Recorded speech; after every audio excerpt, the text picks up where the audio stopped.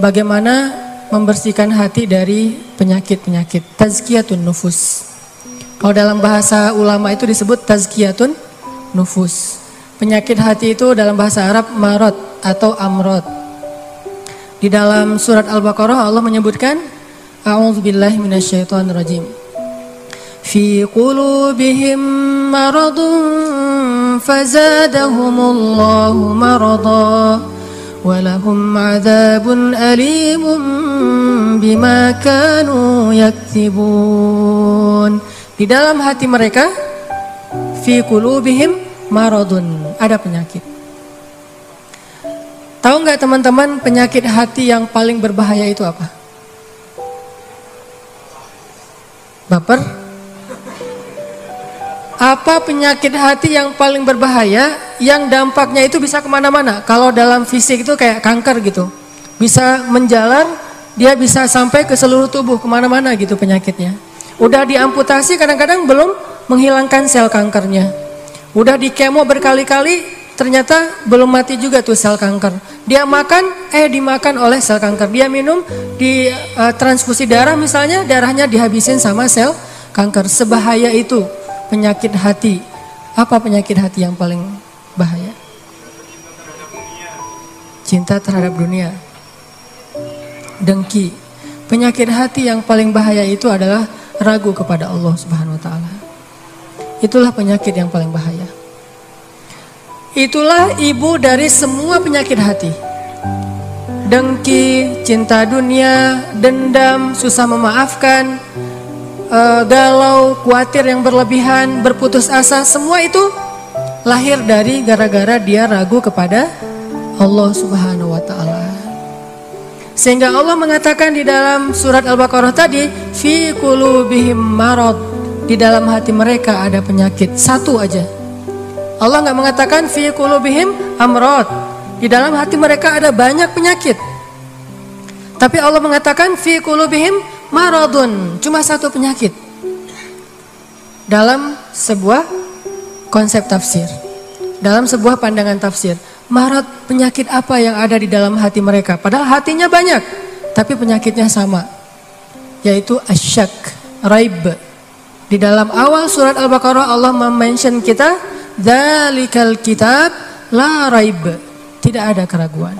Nanti di halaman berikutnya Allah tegaskan lagi, wa in kuntum fi raibim mimma nazzalna ala abdina fa'tu bisuratin. Kalau kalian masih ragu, jadi di awal Allah sebutkan bab ragu, di halaman berikutnya ada masalah ragu, di tengah-tengah Allah katakan fi qulubihim marad. Itulah penyakitnya. Sehingga ketika orang ragu kepada Allah, dia akan banyak modusnya. Ya, orang kalau ragu sama Allah banyak modus. Bahasa modus dalam surat Al-Baqarah apa? Modus itu dalam surat Al-Baqarah khida. Yukhadi'unallaha walladzina amanu wa ma yakhda'un illa anfusahum wa ma yash'urun. Mereka pakai banyak modus untuk mengelabui Allah Subhanahu wa taala dan orang yang beriman. Padahal mereka hanya membohongi diri mereka sendiri. Penyakitnya karena ragu sama Allah Subhanahu wa taala. Ragu tentang apa? Ragu tentang kebesaran Allah Subhanahu wa taala. Bahwa Allah Maha Kuasa, makanya dia menjadi orang yang gampang khawatir. Khawatir muncul karena dia nggak yakin kepada kekuasaan Allah Subhanahu wa taala. Kalau dia yakin kepada kekuasaan Allah, begitu ada masalah, dia tinggal katakan hasbi Allah, cukup buat saya Allah. Kalau dia yakin kepada Allah, lalu ada masalah, dia hanya mengatakan la haula wala quwata illa billah, maka selesai semua masalah di dalam dirinya. Walaupun mungkin masalahnya belum selesai, tapi dalam hatinya masalah itu udah selesai. Dan itu awal dari kebaikan. Jadi masalahnya adalah kita yakin gak nih sama Allah. Masalahnya adalah gimana cara kita keep the faith, belajar untuk menjaga terus keimanan dan keyakinan kita kepada Allah Subhanahu wa taala. Kayak misalnya dulu tuh ada orang Yahudi, ulamanya orang Yahudi, namanya Rabi kalau bahasa Yahudi. Dia lagi jalan gitu, lagi touring. Lapar nih, di tengah jalan ngelihat ada orang lagi bakar babi guling. Jadi lagi bakar babi gitu, barbecue. Terus dia ngecium harumnya aroma babi yang dibakar. Jadi pengen, jadi lapar. Dia datang kepada orang yang lagi barbecue gitu. Dia bilang, "A'tini hadas samak." Beri saya ikan ini. Dan nyebutnya ikan. Orang-orang ngelihat pakaian orang ini, kayaknya ini pakaian orang Yahudi yang khas banget. Akhirnya mereka bilang, "Kamu kan agamanya Yahudi. Orang Yahudi kan gak boleh makan babi," kata orang-orang yang lagi barbecue. Kata dia, "Siapa yang minta babi? Saya kan minta ikan." Tapi dia nunjuknya ke arah babi guling itu. Cuman dia menggunakan istilah ikan. "Saya kan gak minta babi, saya minta ikan. A'tini hadas samak." Beri saya sepotong dari ikan ini. Tapi nunjuknya ke arah itu. Akhirnya karena mereka malas berdebat, mereka kasih kepada dia makanan tersebut. Dia makan makanan yang haram. Kemudian dia minum bersama mereka dengan minuman yang Allah haramkan. Lalu dia melanjutkan perjalanan. Karena dalam keadaan setengah sadar, lagi teler, lagi fly, akhirnya dia kehilangan ontanya di tengah jalan. Dia jalan kemana, ontanya kemana. Namanya juga orang lagi teler. Di tengah padang pasir, dia kehilangan ontanya, kehilangan semua bekal-bekalnya. Baru ketika dia bangun dari tidur, dia panik karena tidak menemukan onta di sebelahnya. Dia pun keliling nyari-nyari ontanya, mondar-mandir kayak Siti Hajar antara Bukit Sofa ke Bukit Marwah, cari ontanya. Pas dia nggak menemukan onta itu, kemudian dia berdoa kepada Allah, "Ya Allah, bantu saya, bantu saya, bantu saya." Nabi kemudian mengkomentari hadis ini, kata Nabi, "Ma'kaluhu haram, mashrabuhu haram, malbasuhu haram, wa ghudhiya bil haram, fa anna yustajabu lidzalik." Makanannya haram, minumannya haram, kendaraan atau yang dia pakai itu semuanya haram. Lalu bagaimana Allah akan mengabulkan doa orang ini? Artinya apa, teman-teman? Dia punya masalah, dia ragu kepada Allah ketika dia lagi dalam keadaan lapar. Dia lapar, ragu kepada Allah, sehingga dia putus asa, dia makan apa yang tidak boleh dia makan. Ini yang menjadi masalah kita dalam hidup. Dulu ketika Doli ditutup di Gang Doli di Jakarta di Surabaya, salah satu kalimat yang keluar dari teman-teman yang ada di sana apa? "Kalau kami nggak boleh kayak gini, terus kami makan apa?" Gitu kan? "Kalau kami nggak boleh kerja kayak gini, terus kami ngasih makan apa buat keluarga kami?" Itu penyakitnya. Jadi bukan pekerjaannya, tetapi keyakinannya kepada Allah Subhanahu Wa Taala. Gak mungkin, nih ya, gak mungkin nol, gak mungkin sama sekali ya. Ada orang yang meninggalkan sesuatu karena Allah, terus jadi terlantar dan terlunta-lunta, itu gak mungkin sama sekali. Bukankah Allah sudah menunjukkan banyak bukti kepada kita? Siapapun yang meninggalkan sesuatu karena Allah, pasti Allah ganti dengan yang lebih baik. Musa meninggalkan Mesir karena perintah Allah, Allah ganti dengan Palestina. Ibrahim meninggalkan Irak karena Allah, Allah ganti dengan Palestina dan Mekah. Nabi Muhammad SAW meninggalkan Mekah karena Allah, Allah ganti dengan keluarga baru di Madinah. Gak mungkin ada orang yang berhijrah meninggalkan sesuatu karena Allah terus jadi terlunta-lunta, jadi susah hidupnya. Gak mungkin, gak ada ceritanya dalam sejarah. Masalahnya ketika dia meninggalkan itu, kadang Allah ngasih dia ujian kecil untuk melihat dia yakin gak sama Allah. Nah, di ujian itulah banyak orang yang patah. Banyak orang yang kemudian jadi seperti bangsa Bani Israel yang mengeluh terus bilang, "Duh, kalau kayak gini mending saya balik lagi aja kayak dulu." Banyak orang yang ngomong kayak gini nih. "Mending saya balik lagi aja kayak dulu. Kayaknya hidup saya yang dulu lebih mudah daripada sekarang." Itu yang dikatakan Bani Israel ketika mereka menuju ke Palestina. Ketika mereka di tengah jalan, mereka bilang, "Tahu kayak gini kita mending balik lagi aja ke Mesir kayak di zaman Firaun." Ternyata sama aja nasib kita di tangan Firaun dengan di tangan Musa. Kenapa? Ragu kepada Allah Subhanahu Wa Taala. Tidaklah seseorang ragu kepada Allah kecuali akan bertambah keluhan dalam hidupnya. Nih pasti nih. Tidaklah seseorang makin ragu kepada Allah kecuali bertambah banyak keluhan-keluhannya dalam hidup. Semakin dia yakin kepada Allah, semakin sedikit dia mengeluh dalam hidupnya.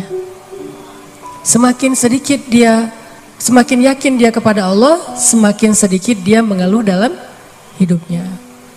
Makanya teman-teman, masalah paling besar dalam hidup kita itu, terutama masalah hati, adalah ketika kita ragu kepada Allah Subhanahu wa Ta'ala. Coba nanti teman-teman kalau misalnya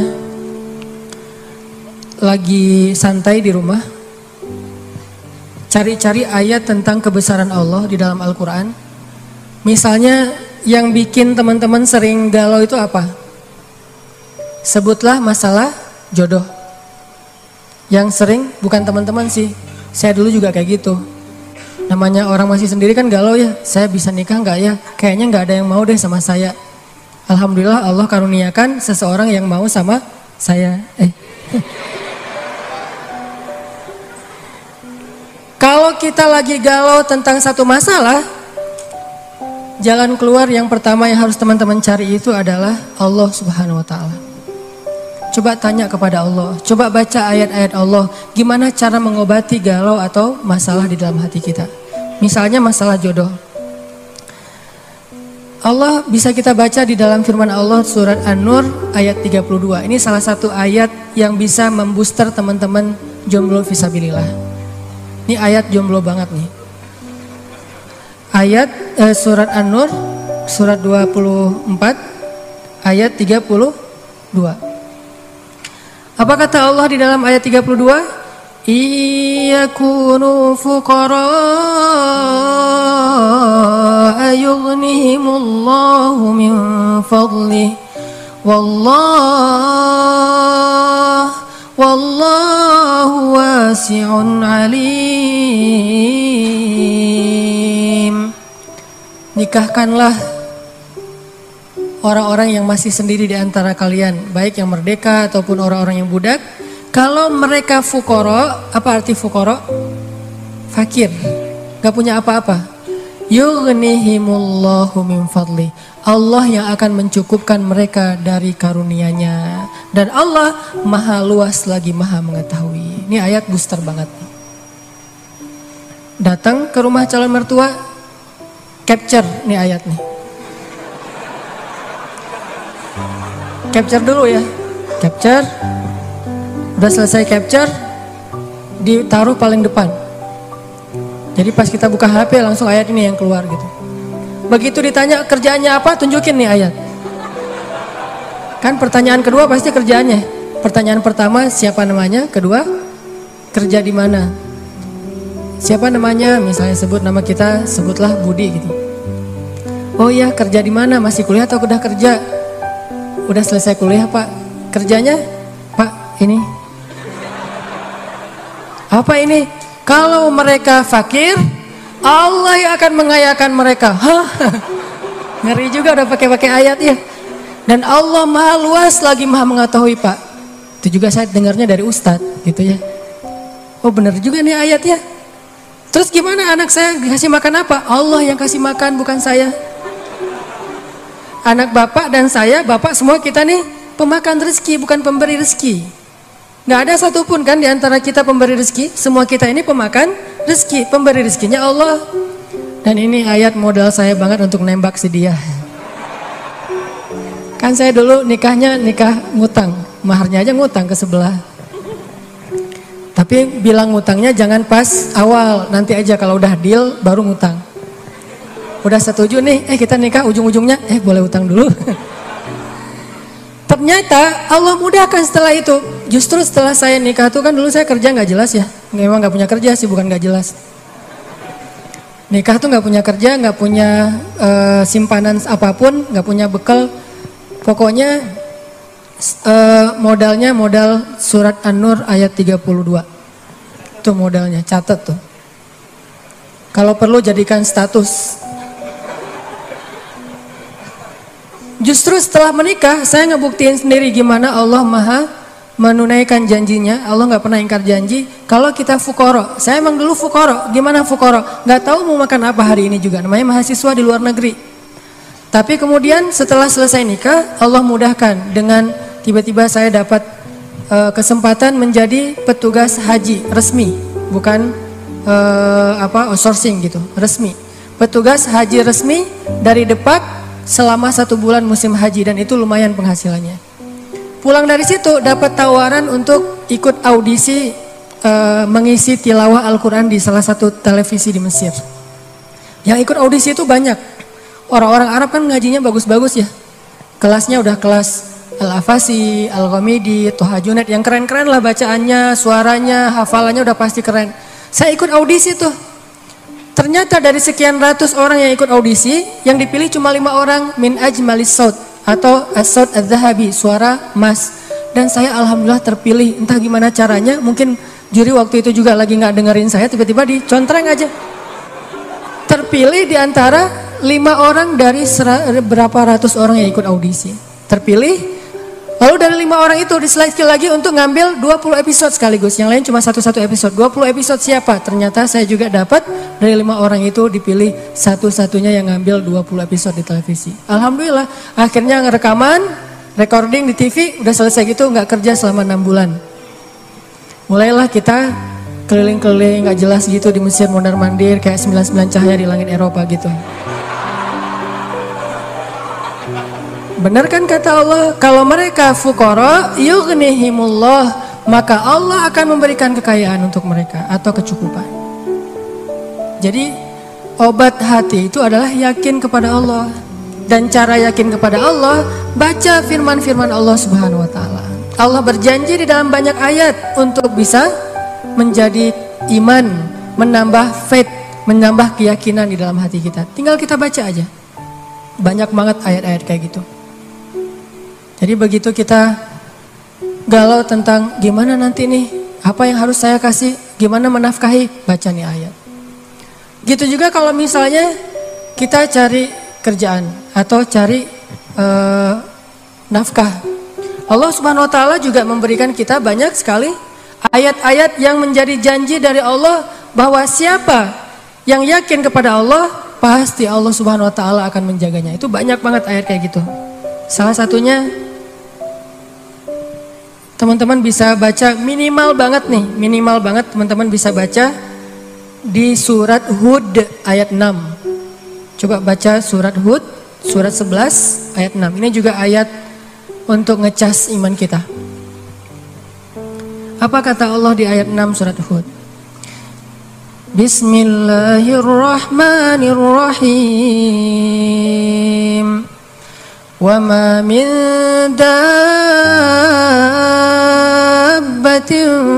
fil ardi illa 'ala Allahi rizquha wa ya'lamu mustaqarraha wa mustawda'aha kullun fi kitabim mubin. Gak ada satupun hewan yang melata di muka bumi illa 'alallahi rizquha, kecuali Allah yang menjamin rezeki bagi mereka. Terus kenapa kita khawatir? Kenapa kita galau? Kan Allah yang menjamin, dan jaminan Allah itu sebaik-baik jaminan. Dijamin oleh perusahaan asuransi atau finance, itu aja kita udah yakin gimana dijamin oleh Allah Subhanahu wa taala. Kayak ada orang yang ngambil asuransi kesehatan, dia nggak khawatir dengan sakit. Ada orang yang mengambil asuransi kendaraan, dia nggak khawatir kelecet atau terjadi kecelakaan, dirampok atau dicuri kendaraannya. Ada yang total loss only misalnya atau all risk, dia nggak khawatir. Kenapa? Ada yang menjamin. Ada orang yang mengambil asuransi pendidikan, dia nggak khawatir dengan harga pendidikan yang semakin mahal karena ada jaminan. Kalau kita masih sering ragu dan sering khawatir dengan hidup kita, berarti kita nggak yakin dengan jaminan Allah Subhanahu wa taala. Makin kita yakin dengan jaminan Allah, makin hilang rasa khawatir dalam hidup kita. Tenang ajalah, ada Allah. Ketika kita ada masalah sedikit, kita tinggal klaim. Dan mengklaim asuransi Allah itu lebih gampang daripada ngeklaim asuransi manusia. Ngeklaim asuransi manusia tetap aja ada biayanya. Tapi ngeklaim kepada Allah itu nggak ada biayanya, nggak perlu pakai nomor antri, nggak perlu jauh-jauh keluar dari rumah. Kita tinggal mengangkat kedua tangan kita, kita mengatakan Ilahi, Robbi, saya ada masalah nih, tetapi Engkau maha besar. Dan setelah itu hati kita akan langsung tenang. Ini teman-teman, di antara obat terhadap semua penyakit hati itu adalah belajar yakin kepada Allah Subhanahu wa taala. Teman-teman bisa baca juga nanti surat Al-Mulk. Ini surat yang benar-benar ngebooster hati kita. Jadi sesi pertama ini saya pengen sharing. Ternyata kalau kita pengen menghilangkan semua penyakit hati kita, mulailah dari belajar iman, belajar yakin kepada Allah Subhanahu wa taala. Kalau kita pengen belajar menjadi orang yang menjalani hidup itu penuh dengan keyakinan, penuh dengan harapan, orangnya optimis, caranya belajar yakin kepada Allah Subhanahu wa taala. Dan salah satu cara belajar yakin kepada Allah, baca ayat-ayat Allah, terutama ayat-ayat booster tentang kebesaran Allah Subhanahu wa taala. Inna fi khalqis samawat, dalam penciptaan langit, bukan cuma di langit tapi penciptaannya, prosesnya. Inna fi khalqis samawati wal ardi wa ikhtilafil laili wan nahari la ayatin li ulil albab. Langit, bumi, silih bergantinya malam dan siang atau musim, di situ ada bukti-bukti bahwa Allah Maha Kuasa. Kalau itu aja buat Allah gampang, cuma kun fayakun, apalagi cuma ngurus kita yang cuma kecil dibandingkan langit dan bumi. Kita itu dibandingkan langit dan bumi gak ada apa-apanya. Kalau langit dan bumi aja buat Allah gak ada apa-apanya lagi, apalagi kita. Jadi intinya teman-teman, kenapa kita khawatir kalau Allah menjamin kehidupan kita? Kenapa kita khawatir kalau Allah berjanji menolong kita? Kenapa kita khawatir kalau Allah Subhanahu wa taala tidak akan menyia-nyiakan kebaikan kita? Ada orang yang pernah gak nyesel bantu orang lain gara-gara ternyata orang itu akhirnya nyakitin perasaan kita? Duh, saya nyesel dulu bantu dia. Duh, saya tahu gitu gak bakalan saya mau baik-baikan sama dia.